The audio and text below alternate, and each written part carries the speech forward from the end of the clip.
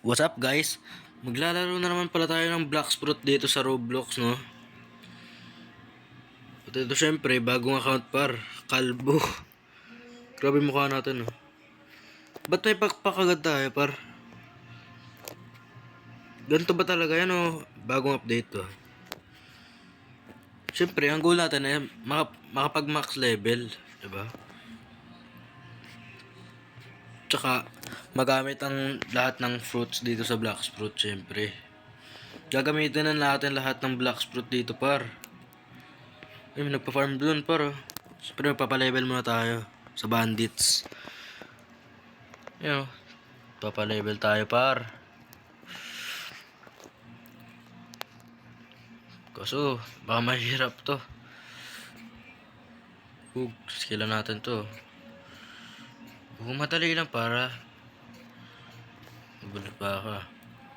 Madali lang pala mag-grind dito par. Sa mga bandits. Pero pag sa ibang lugar na tayo, mahirap na yan, panigurado. Tsaka wala pa tayong fruits, tsaka fighting styles, wala pa tayo par. Papalevel lang tayo dito par sa mga bandits par, oh. Tapos skillan natin. Level 2 na agad tayo. Pakabilis naman. Siguro magiging mabilis lang to. Yun, oh, level 2 na agad tayo. Tapos magle-level 3 na agad tayo. Update ko na lang kayo kapag pupunta tayo sa Dex Island, no?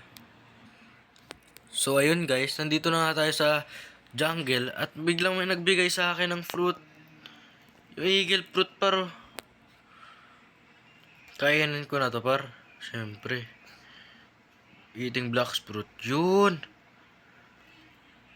Meron na tayong pakpak na to par.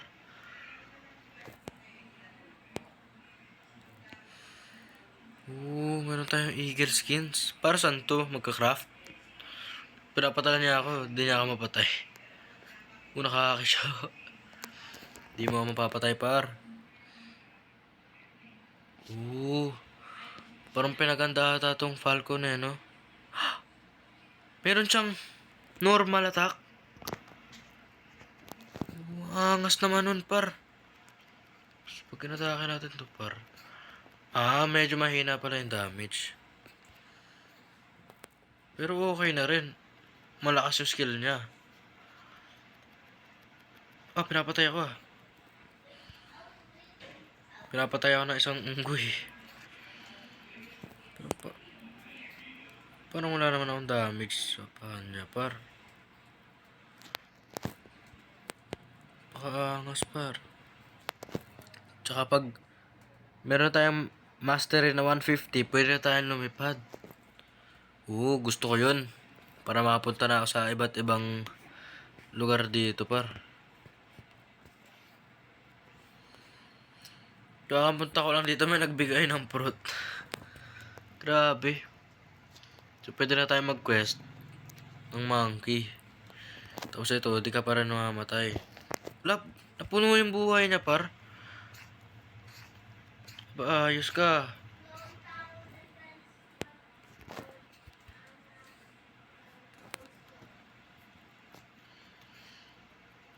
Yun, par, pang. Medyo mahina pa yung fruit natin kasi wala pang yung stats yung mastery natin sa Blox Fruit. Mastery 1 pa lang to. Tsaka wala akong nalagay na stats sa Blox Fruit eh. Makikita niyo yung Blox Fruit ko level 1 par. Kaya mahina pa yung Blox Fruit natin par. Ay, mali. Lasitin natin ng Blox Fruit natin par. Ay, ito na par. Lasit. Boom. Mastery 3. Napakahaba pa ng Mastery 35 na yan par. Nakakadalawang unggoy pa lang tayo. May nag-spawn si So. Pwede natin labanan yan. Kaso mahirap kasi yan eh. Tsaka nga pala, kapag pumunta na tayo sa Pirate Village, Pwede na tayong kumuha ng ano, Dark Step kay Sanji. Oo nga pala. Tapos lagay natin yung mastery sa Black Fruit. Ay, stats pala. Ano? Grind lang tayo dito par. Hanggang lumakas tayo na lumakas dito sa Black Fruit. Yun, skillan mo, tapos skillan mo pa ulit. Patay talaga yung mga kalaban nyo. Ay, hindi ko na last hit. Diretso kasi. Balikan ko na lang kayo kapag pupunta na tayo sa Pirate Village. So ayun guys, nandito na tayo sa Pirate Village par. Tsaka dito na tayo magpapalabel. May nag-grind dito. Yes natin to. Ay, wag na. Ay, mamamatay ako. Ano, namatay na. Dito na tayo magpapalabel par. Tapos, para makakuha tayo ng fighting style, kailangan natin dito pumunta. Ako po, mukhang mahal ata. 150,000. So, kailangan pa talaga natin ng pera. Not enough money par. Nagbarko na papunta rito kasi meron na nga pala tayong prutas. So kapag pumunta tayo sa tubig, mamatay tayo. Sige. Kailangan natin ng light fruit par. Para makapag-travel tayo. Kahit sa malalayong lugar. So, para tayo mag-grind dyan. Kailangan natin mag-ipon ng pera.